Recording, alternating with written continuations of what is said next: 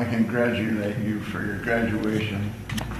A young man in the Christian life and a light shining. It just makes me happy that they see you, and I'm so sorry about your shoulder. You're going to live through that and be a loving Christian man. Just keep up the good work. I got a lot more to say, but I lost it. You forgot all those things Ann told you to say? Oh, yeah. I didn't say none of that. Well, good to see you here, Joe.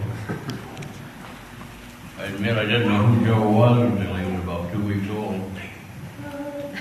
All these years now, we've watched him grow and grow. I don't mean so much physically, though, but intellectually, he's had interest in a lot of stuff. I know he was interested in some in politics. He's interested in American history and interested in agriculture.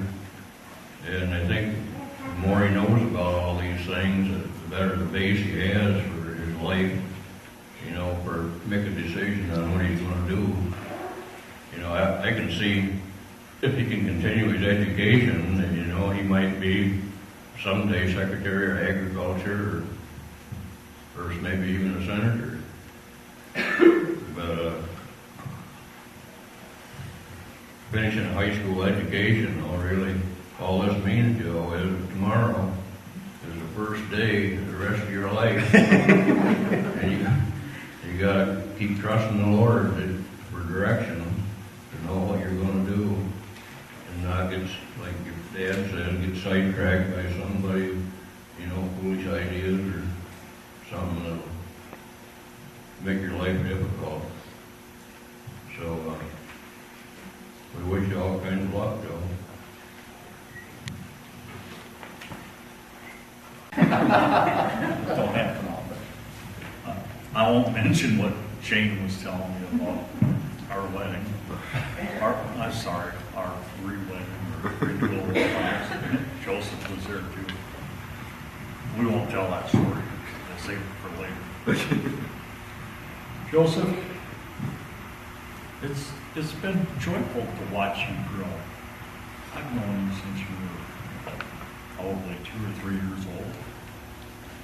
I witnessed the giant traps underneath the swing set in the side yard. Oh, okay. Is that better? Yeah. Okay. And it's been interesting, and it's been fun to watch you grow.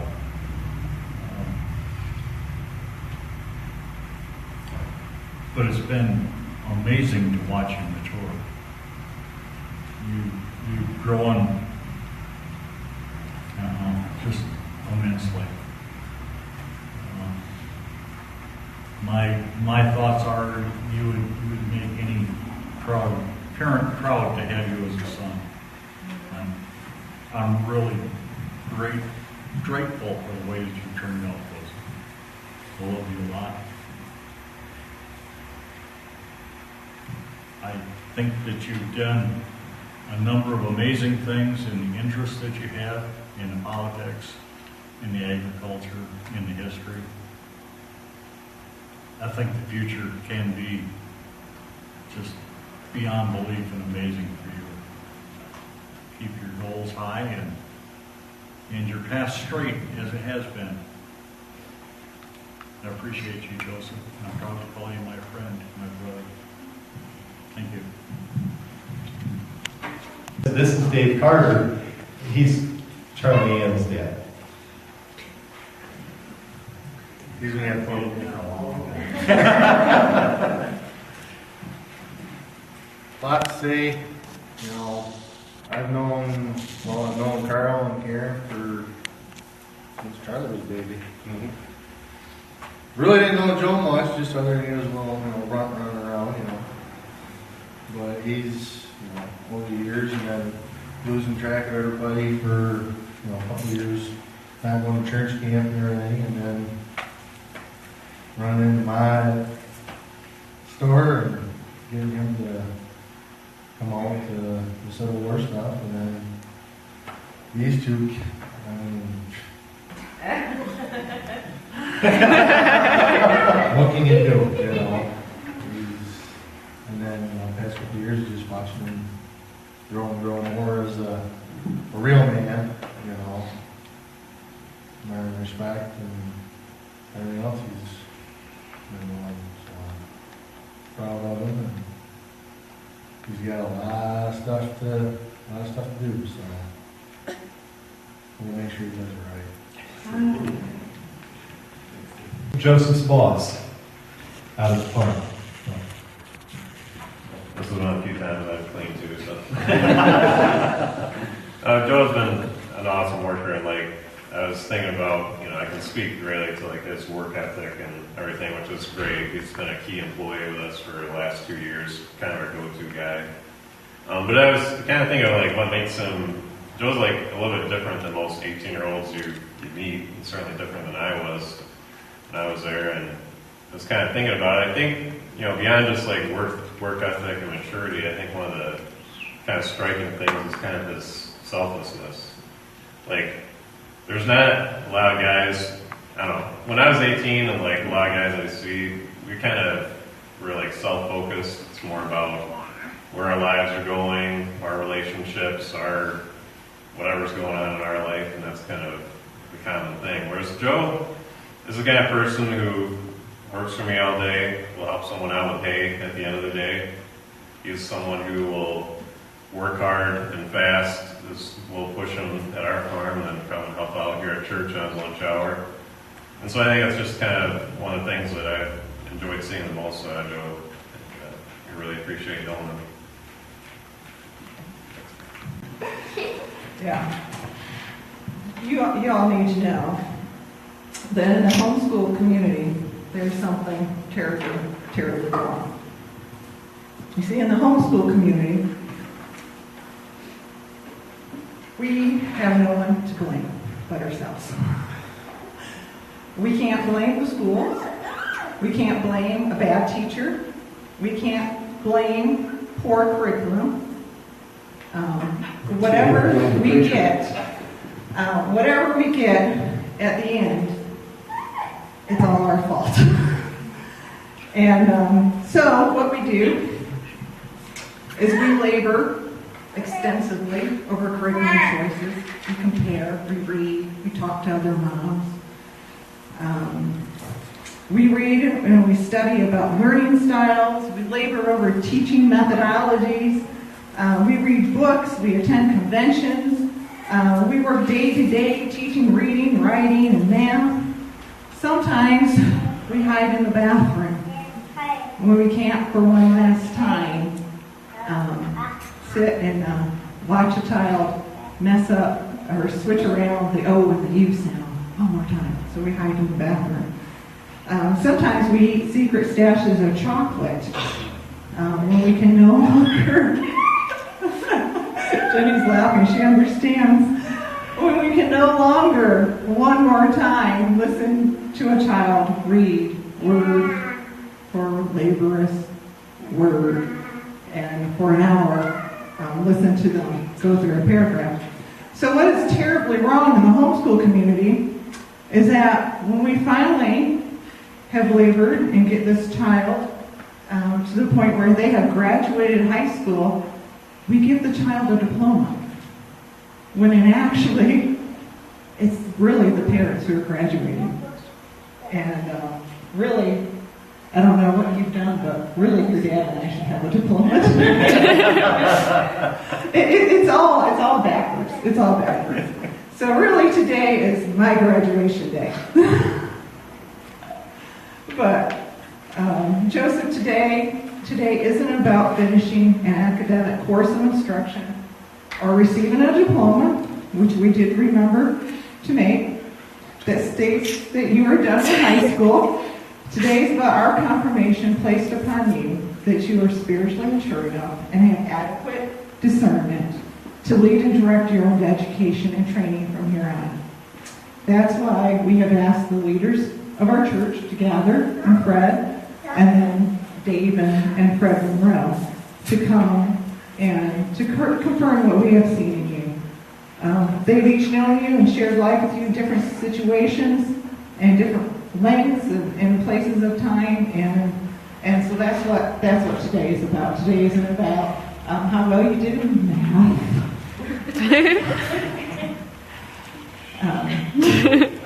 Today is about us saying to you, we would like to say we've done the best that we can. But truth is, your dad and I have failed many times in many ways. But God is gracious.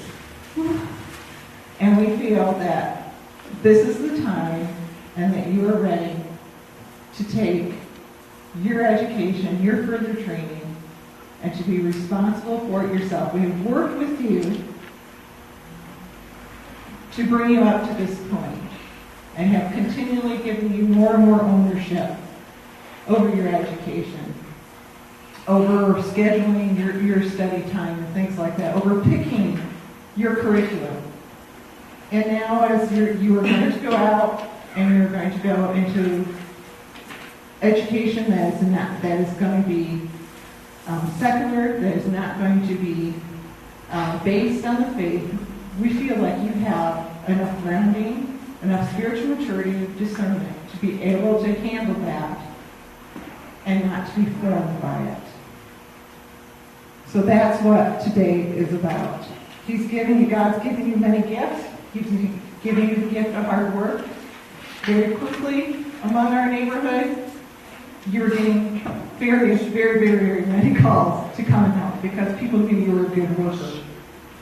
And you've used that, too, to contribute to our family economy, your willingness and your hard work. God's given you a love for people, young and old, and in between. We've been blessed to see your ability to make friendships with the little ones, as well as your passion to maintain your friendship with your World War II buddies. And so we have really been blessed like that. You've always been my nominee for the most likely to be abducted and brought back because you so easily converse with people. He's giving you a gift of curiosity, desire to learn, and thirst for knowledge. Don't you lose that. Use it, don't lose it.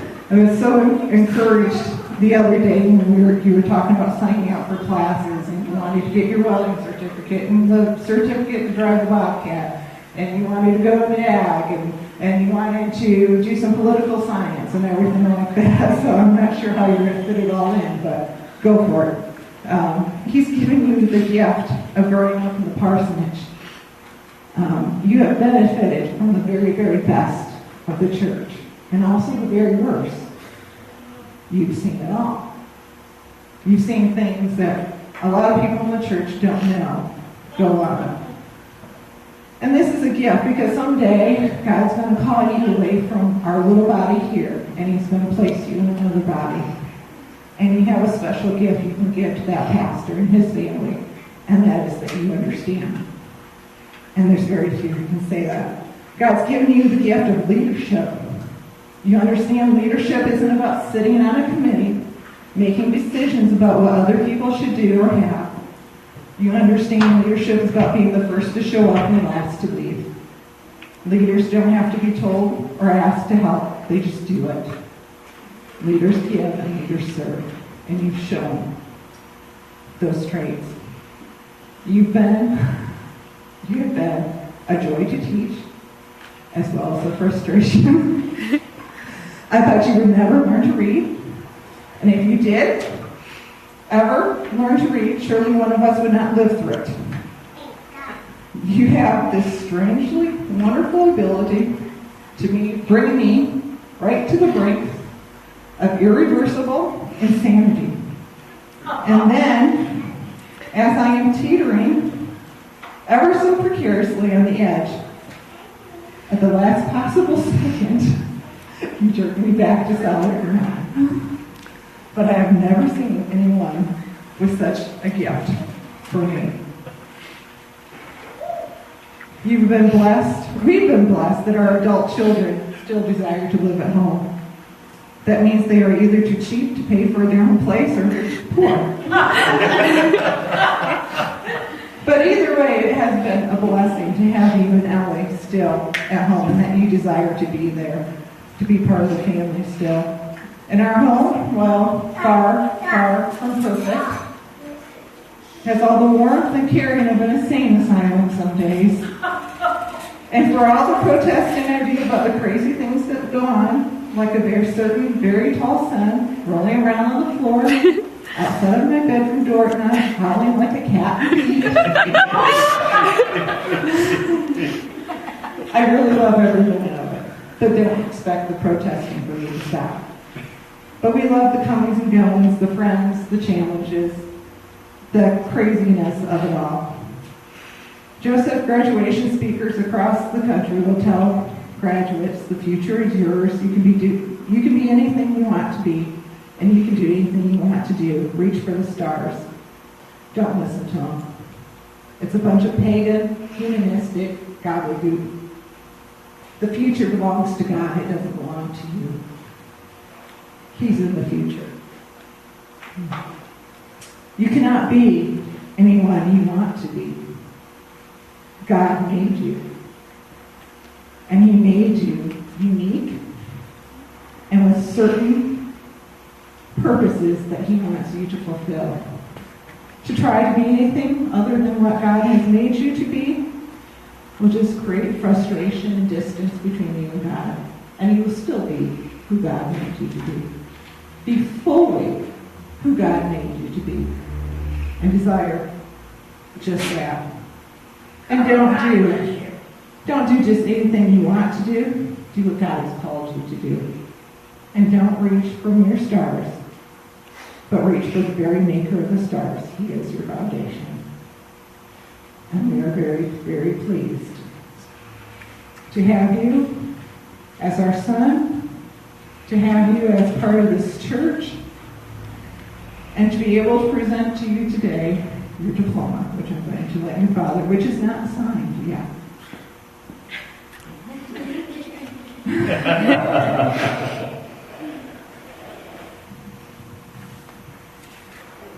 There's not much more to say there, John. Gee, I was thinking last night, there were people who talked about how we named you. And your grandparents sometimes thought it was named after this person or that person. But Joseph was a person in the Bible who sought after God even in the difficult times. And when Jacob blesses his children, when he talks about Joseph, he says, Joseph is a fruitful vine by a well. The archers shot at it, but they didn't overcome it. You've had some archers shoot at you, and there will be more. Some might use muskets. But you know, the truth of the matter is that Satan would want his best to destroy you. But in the name of God, we overcome. And as you reach for the maker of the stars, God will keep you. And you will make a name for Him, not for you. We love you. And so, with the gray hairs to prove that we have done this, unsigned, but it will be. If that pen works. I had trouble with it a little bit ago. With witnesses to see that we will sign it.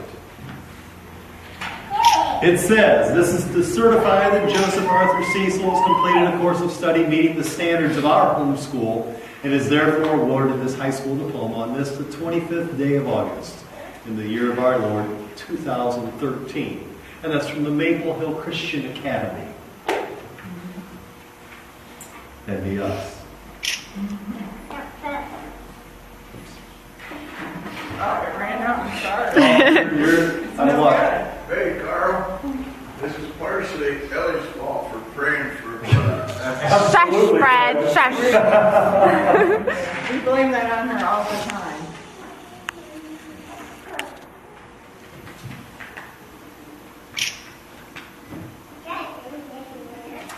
Congratulations, you're the second graduate of Maple Hill Christian Academy.